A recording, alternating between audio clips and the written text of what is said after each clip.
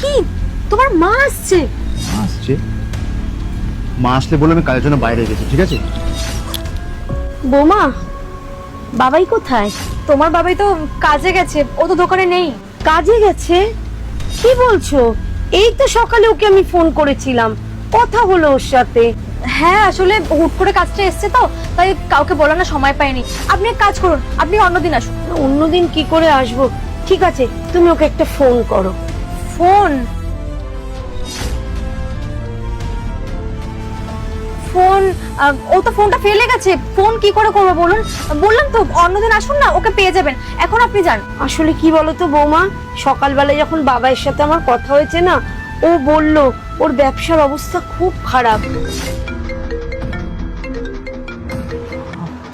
হ্যাঁ বলো। বলছি তোর সাথে একটু কথা ছিল বাবা। ঘরে না একটাও টাকা নেই বাবা, একটু জিনিসপত্র কিনতে হবে। তোর কাছে কিছু টাকা হবে? আরে মা, এতগুলো টাকা দিয়ে আমি দোকানটা লাগিয়েছি, মহাজনের কাছে অতগুলো টাকা ধার হয়ে আছে, শোধই করতে পারছি না। কি করে কি করবো কিচ্ছু বুঝতে পারছি না। দোকানটাই মনে হয় এবার বন্ধ করে দিতে হবে। কিন্তু তুমি রাখো, আমি পরে কথা বলছি, রাখো। আচ্ছা বাবা, ঠিক আছে, রাখ। যখনই ফোন করবে তখনই শুধু টাকা আর টাকা। আমি এতগুলো টাকা দিয়ে দোকান লাগিয়েছি কি তোমাকে দেবো বলে নাকি? যত সব।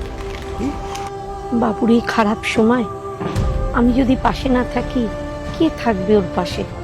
কিন্তু কি যে করি, আমার কাছে তো একটাও টাকা নেই। একটা কাজ করি, হাতের এই ছুরি দুটো বাবাইকে দিয়ে আসি।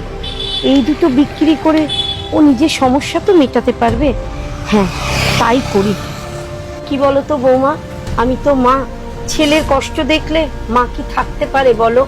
আসলে বৌমা, আমাদের অবস্থাও খুব একটা ভালো যাচ্ছে না। সেই জন্যই বাবুকে ফোনটা করেছিলাম, দুটো টাকা যদি পাওয়া যেত। যাই হোক, বাবু বলল ওর ব্যবসার অবস্থা খুব খারাপ।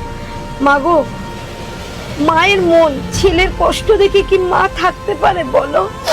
তাই আমি এসছি দৌড়ে দৌড়ে।